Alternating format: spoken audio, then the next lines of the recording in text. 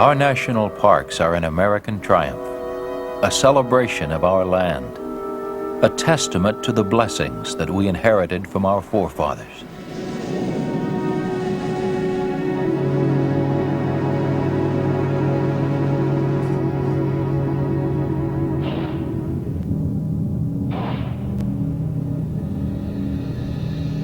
We, the American people, have chosen 50 of our most precious, most irreplaceable, most unique areas and set them aside as preserves, keeping these wild and beautiful places in trust for the future.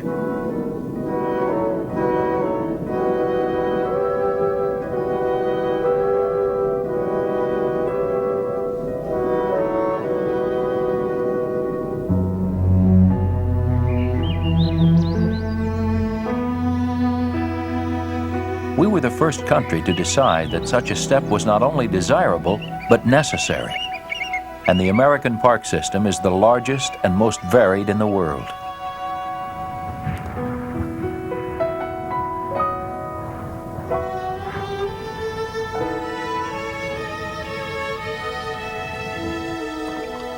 Dark in here. Watch out for this part here.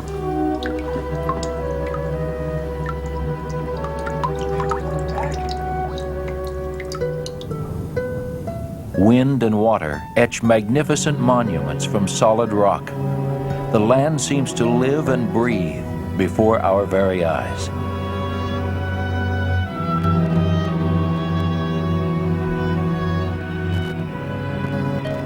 Fascinated, we can contemplate either the differences or the similarities between a rampant forest of sandstone spires and the lush, verdant growth of a rainforest. Our parks provide haven for threatened wildlife and preserve the fragile natural beauty of the wilderness.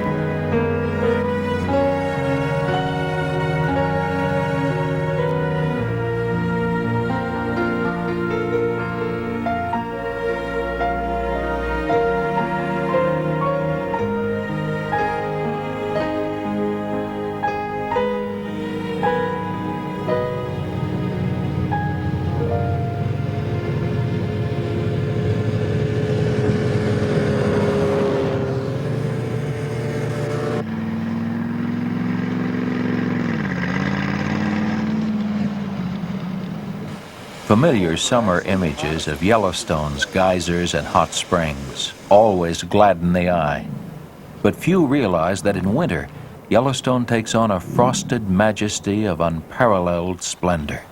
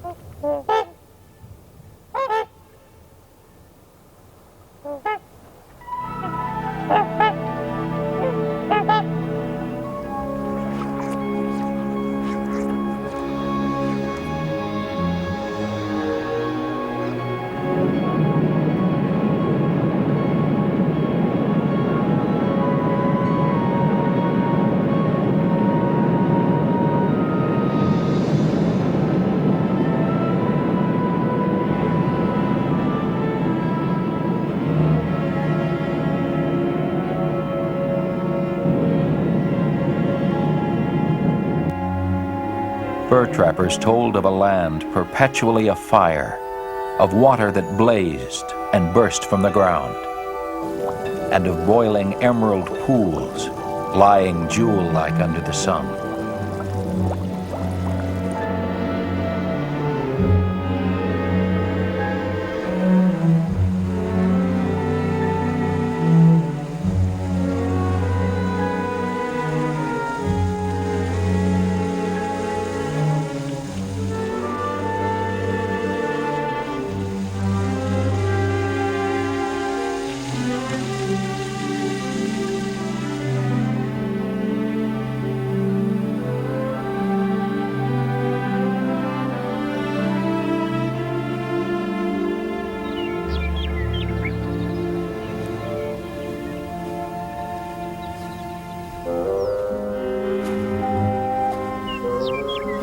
They told of nature's children running free, a land of great bears, and limitless herds of elk and bison.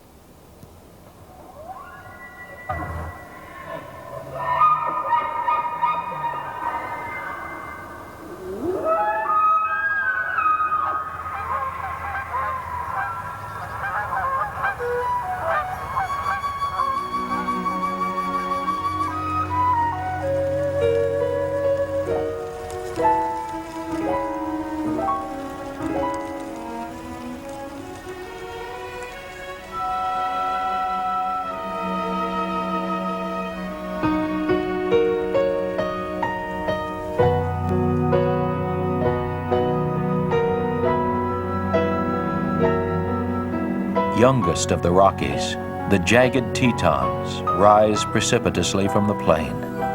Autumn surrounds them with gold and brings on the frosted air hints of approaching winter.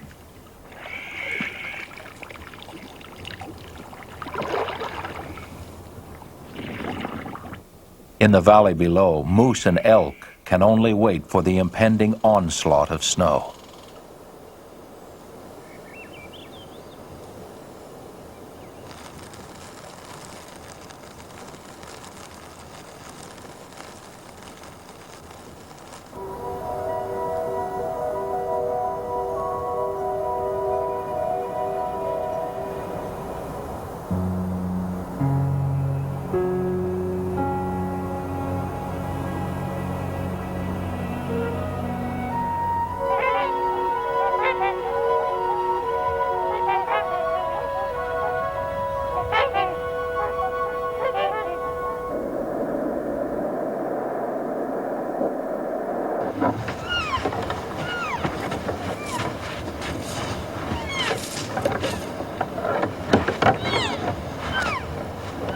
In the sub-zero temperatures, everything, including the battle for survival, intensifies.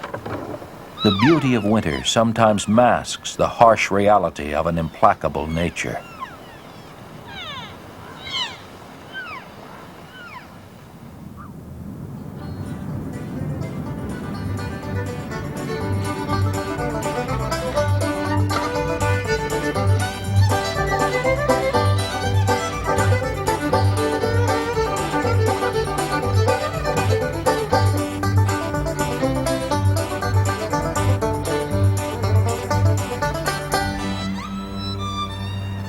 Washington Irving wrote, "There is a serene and settled majesty in woodland scenery that enters into the soul and delights and elevates it and fills it with noble inclinations."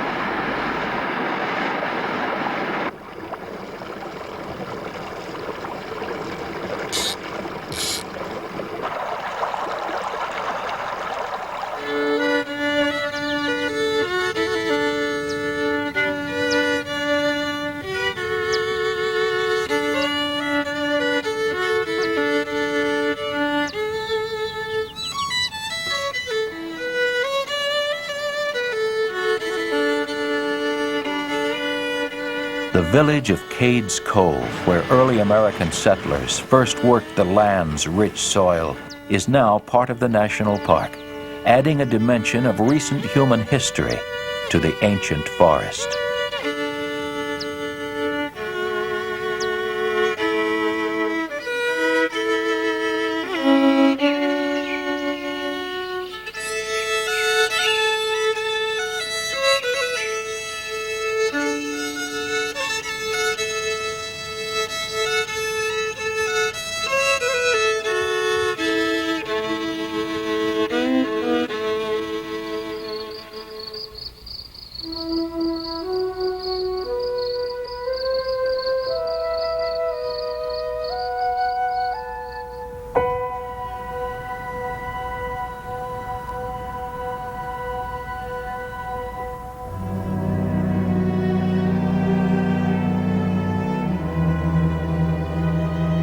Freeman Tilden, in his book The National Parks, wrote, "As you journey through Glacier, your impression will be of mountains that are on the march. The transition from the rock fastnesses of the Continental Divide to the limpid and tree-fringed glacial waters will remain always in your memory." Spring in the high reaches of Glacier is a time of melting snow catching the rays of the warming sun.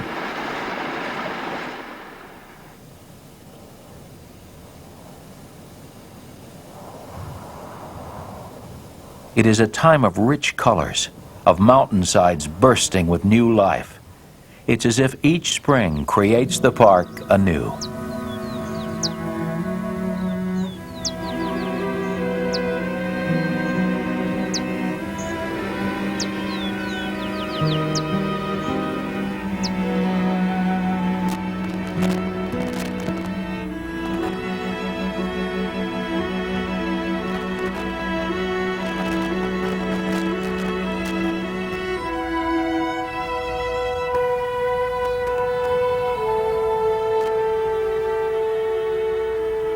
Canada's Waterton Lakes Park joined Glacier to form an international peace park, a unique bond of friendship between two countries.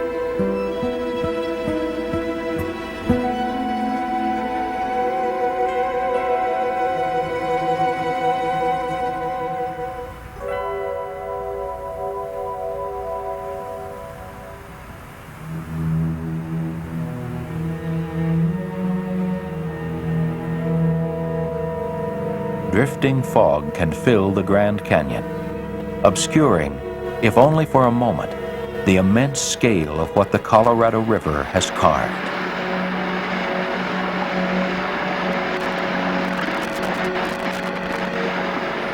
The power of the rushing water can only be appreciated by looking in awe at its handiwork, following the course of the river as it plunges down through the precipitous cliffs it has created.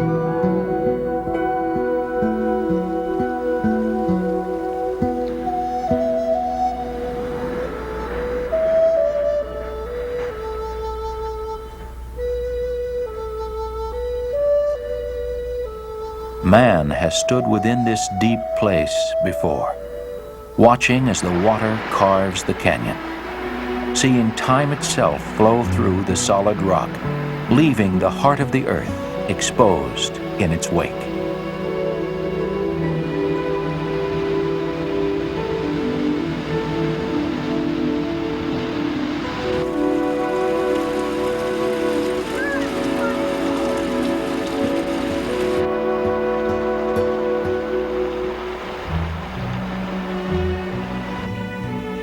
John Wesley Powell, making the first known run through the Grand Canyon, wrote in his journal, "Turning around, we can look through the cleft through which we came and see the river with towering walls beyond. What a chamber for a resting place is this."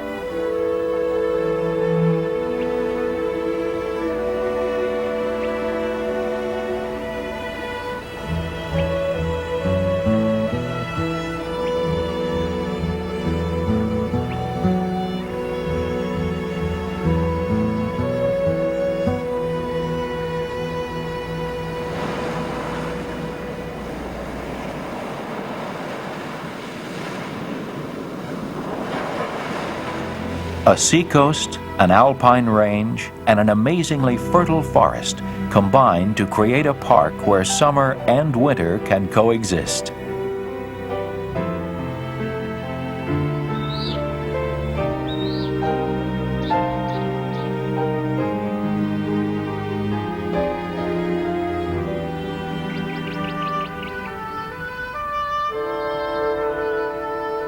Snow high above, virtual jungle below. Olympic's deep, dense Hoh rainforest is rare in the temperate latitudes.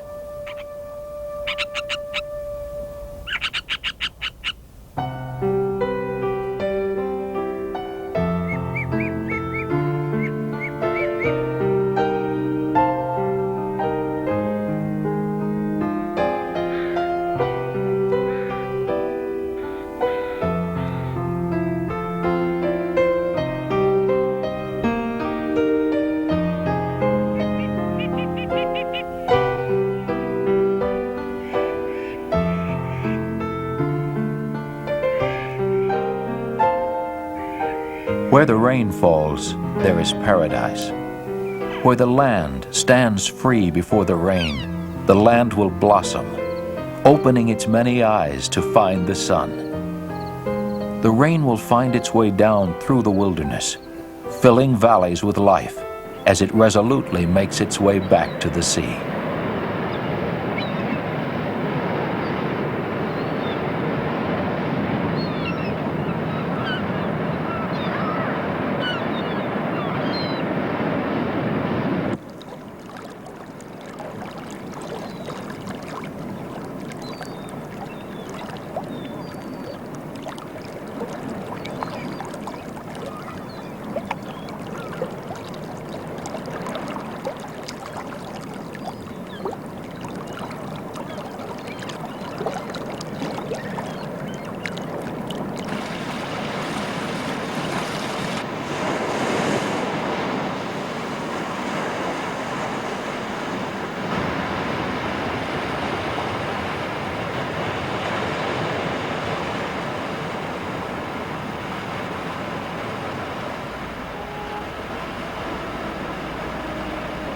We need the tonic of wilderness.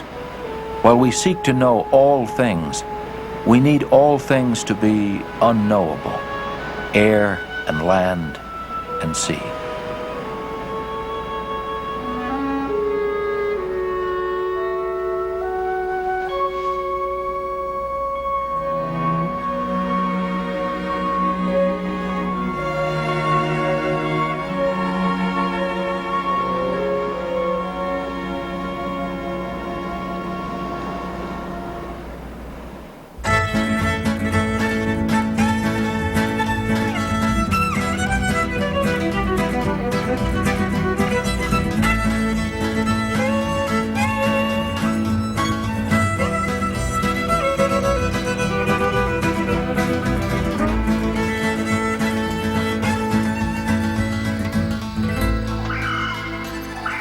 there is a place where earth and water met and joined.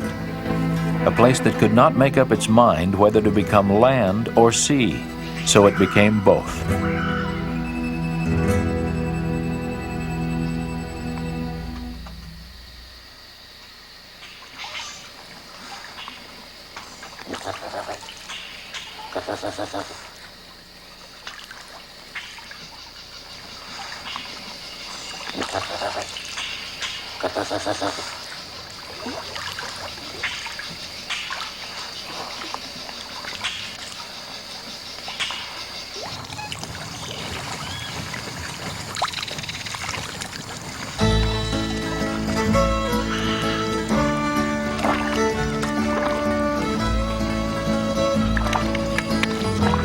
Here can nature's handprint be plainly seen, each finger pointing out a separate path toward survival.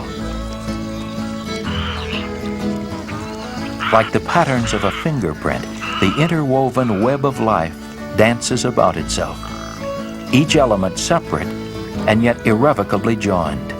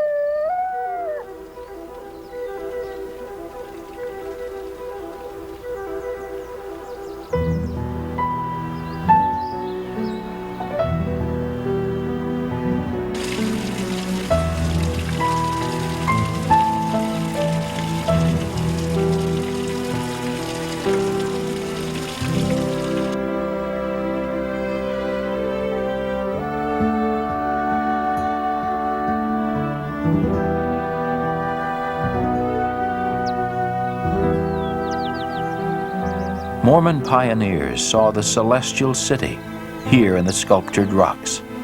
They called it Little Zion.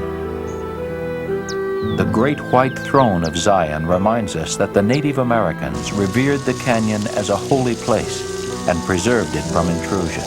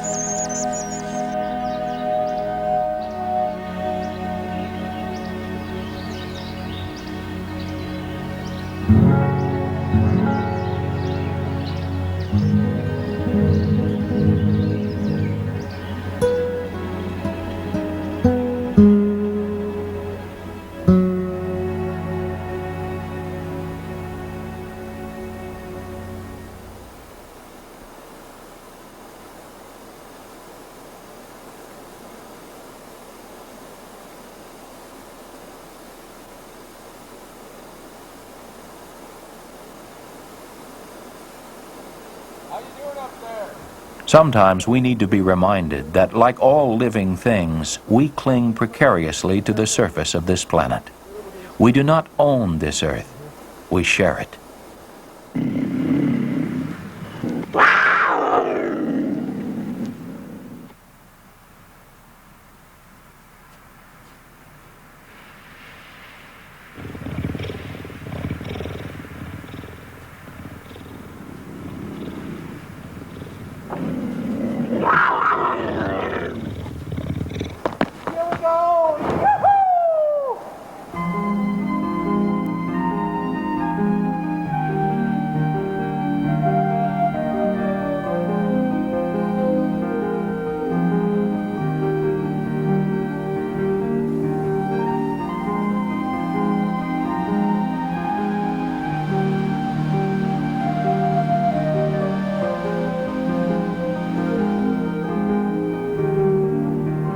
No place is so rare as Yosemite.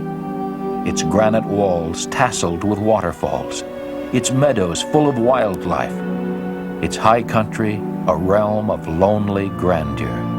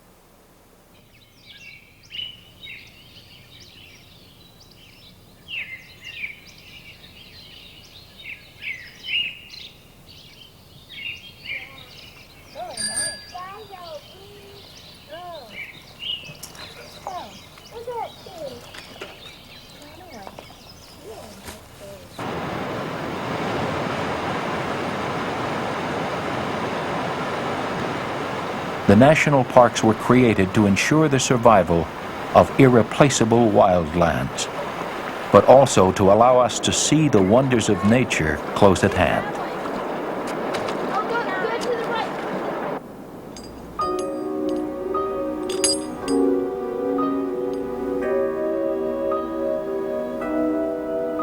By living for a moment in the midst of these wonders, we will find ourselves all the more eager to preserve them, so that they can continue as they are, haven for both nature and ourselves.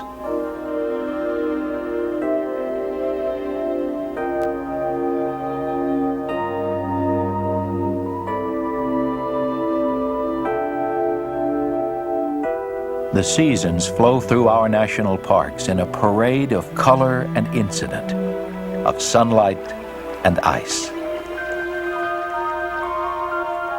If the parks are indeed gems, they are many-faceted, offering splendidly divergent visions of our natural heritage. A poet wrote, "The earth never tires. The earth is rude, silent, incomprehensible at first. Be not discouraged. Keep on. There are divine things well enveloped. I swear to you, there are divine things more beautiful than words can tell."